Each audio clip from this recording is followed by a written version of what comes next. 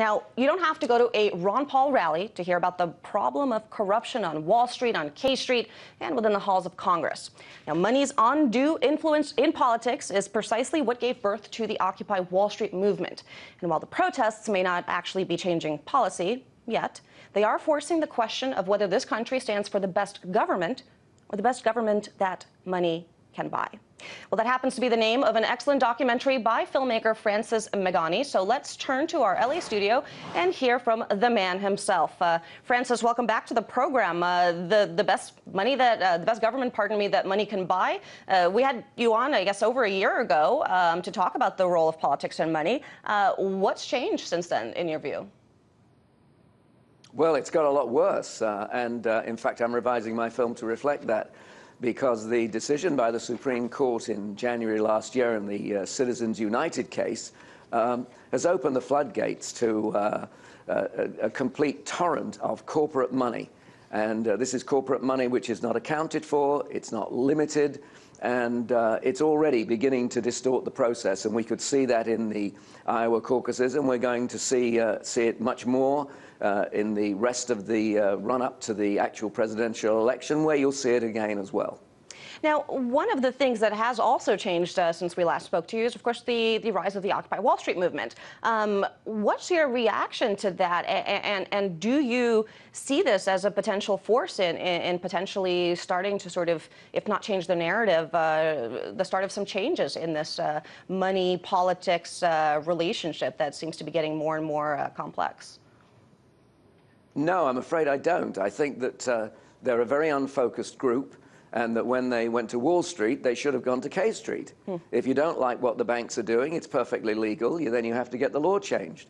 And the only way you're going to get the law changed is if you bring some pressure on the people for whom we vote. And of course, there you run into an enormous problem with lobbying and campaign finance, because the only people who can change the law is not the electors. It's not going to be the Supreme Court, in spite of the Citizens United decision. I'm sure that will be overturned somehow. It's the 535 people we can vote for, and they have a vested interest in keeping things exactly the way they are. They don't want to change this system. Well, on that point, the occupiers are, of course, going to be heading down to Washington, D.C. on January 17th. We'll be covering that for you, see if they raise any more attention to the issue. But, you know, it's not necessarily the money itself that's the problem here, right? I mean, it's part of the issue is who is giving it to the candidates and what exactly they may be expecting in return. So talk a little bit more about that. I mean, it's not about campaign donations, right? It's about corporations, lobbyists, vested interest who expect some sort of a return on those types of investments. Break that down for us. I'm afraid I have to disagree with you slightly there. Because what you're talking about is the issue of transparency, whether we know who's giving the money. It really doesn't matter. In fact, if the Citizens United ruling was swept away completely, we still have a totally rotten and corrupt system which we've created. So, but if individuals are giving money, let's just say, you know, we weren't in a recession and individuals were giving these millions and millions and thousands of dollars and there weren't those limits, wouldn't there not necessarily be a problem with that? Because then Congress would be responsive to the people as opposed to, say, I don't know, Goldman Sachs or some lobbying firm that has some vested interest in some, I don't know, airplane, military airplane part? Well, how about Newt Gingrich's friend, who's got a vested interest in Newt Gingrich, who's given him $350 million to try and rescue his hopes in South Carolina? Or Jeffrey Katzenberg, who last year, you know, the CEO of DreamWorks Animation, who last year gave Obama's super PAC $2 million. I don't think we want to live in a country in which, you know, the desires and wishes of CEOs and multimillionaires and billionaires are controlling the way we live. Well, I would agree with you there, but it's easy to sort of, you know, give lip service to the ideal of getting money out of politics. But, for example, Buddy Roemer, the former Louisiana governor, has made that the central primary key point of his campaign, and he's barely a blip on the national radar. How do you actually go about implementing this?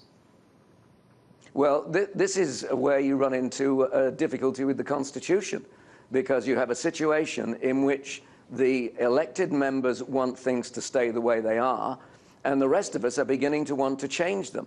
Now, the only way to change this is going to be to amend the Constitution in some way, to have a constitutional amendment, which is a huge thing to do. And trying to amend the Constitution, has many distinguished failures in its past, like the Equal Rights Amendment, which has still never been ratified. So I think that is the only way to change it, is to get the Constitution amended, and people are very reluctant to get into that. Well, and do you even get the sense that regular people, I mean, folks are worried about the financial crisis right now. They're worried about, putting food on the table and keeping jobs, getting jobs. Is this even an issue that's resonating with the American people? No, I don't think it is, but I don't think it's resonating with them because I think they actually don't know about it. Before I started to research my film, I flattered myself that I was fairly well informed politically, and I didn't realize that lobbyists can write and do write the speeches that are made in Congress.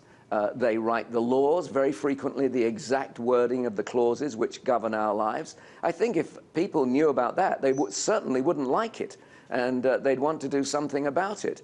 The difficulty is we've created a system where if you're a cynical person who just likes being in power, or if you're an idealist who believes that you can do something good for your country and you want to get elected and stay elected, the only way you can do it is by having money to spend on your campaign. So the people we despise and the people we admire in Congress all are subservient to this system. They have no choice. Many of them, in fact, don't like it. And I think that if a grassroots movement like the Occupy movement focused on getting this issue changed, it might well be that you'd find a significant number of our elected representatives who would be sympathetic to it. All right. Well, let's see if they're listening. Unfortunately, a dire analysis, but that's the reality. And hopefully films like yours will perhaps begin to at least open that conversation. Thank you so much for your time. That was filmmaker Francis Magani. Thanks.